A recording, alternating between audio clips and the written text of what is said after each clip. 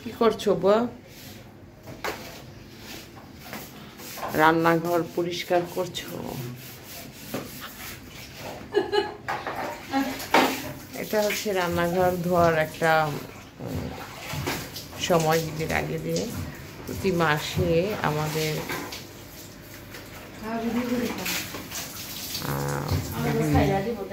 দুই বুয়া রান্নাঘর এগুলো পরিষ্কার করে থাকে।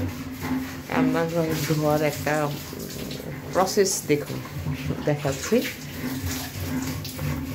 জানি না কার কাছে কেমন লাগবে ধোয়ার অংশটা, কিন্তু আমরা কিন্তু এইভাবেই ধুয়ে থাকি রান্নাঘরটা। বালতির মধ্যে হালকা কুসুম গরম পানি নিয়ে জানালার হুইল পাউডার দিয়েছ দিয়ে সব কিছু একটা কাপড় দিয়ে ধুয়ে নেওয়া হচ্ছে। এরপর কিন্তু এই যে ওয়ালগুলো আছে না, এই যে এগুলো কিন্তু আঠা হয়ে গেছে। এটা এগুলো সাবান ঘষে মেজে করা হয় প্রতি মাসে একবার। এটা কিছু ধোয়া উঠছে গরম পানি দিয়ে, নাহলে কিন্তু ওই যে তেল চিটচিটে যে ভাবটা এটা কিন্তু উঠবে না। আপনারাও কিন্তু এভাবে রান্নাঘর ধুয়ে নিতে পারেন। এই দুজনই আমাদের বাসার একেবারে পার্মানেন্ট, সবসময় কাজ করে আমাদের। কি বলবো আসলে, ওরা দুজনে মিলেই পরিষ্কারটা করে থাকে।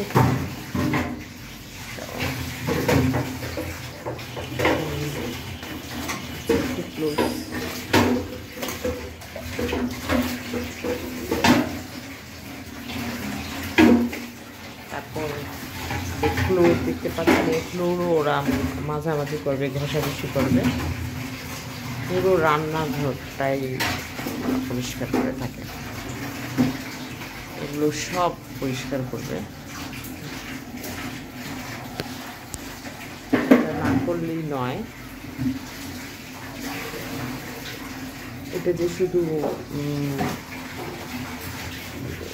ঈদের আগে বলে করছি তা না, এটা আমাদের বাসার নিয়ম। প্রতি মাসে একবার রান্নাঘর ঠিকভাবে পুরো রান্নাঘরটি এভাবে পরিষ্কার করতে হবে। আমি সবাইকে বলবো যে আপনারাও আপনাদের রান্নাঘরটাকে ঠিকভাবে ধুয়ে মুছে পরিষ্কার রাখবেন।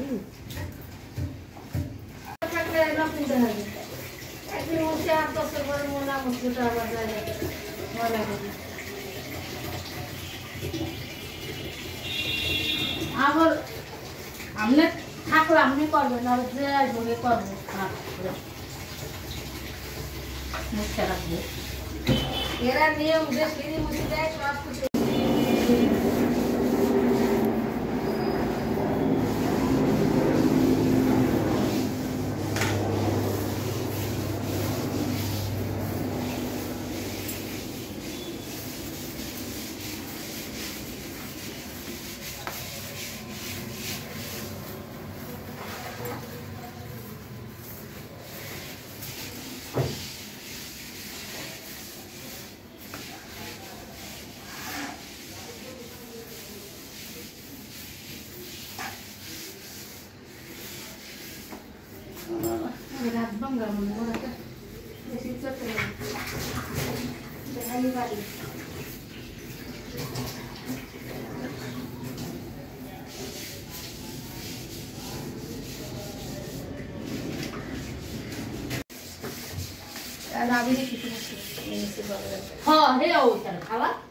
আমি কি মিশে হতো ময়লা ময়লা বসতে থাকে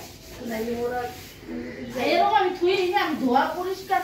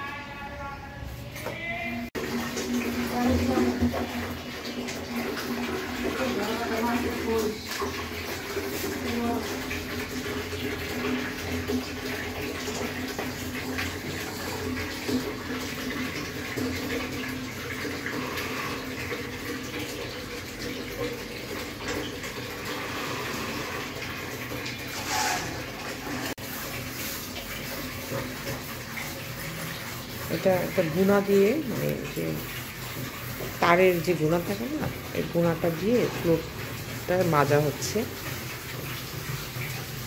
হুইল পাউডারের গুঁড়ো দিয়ে।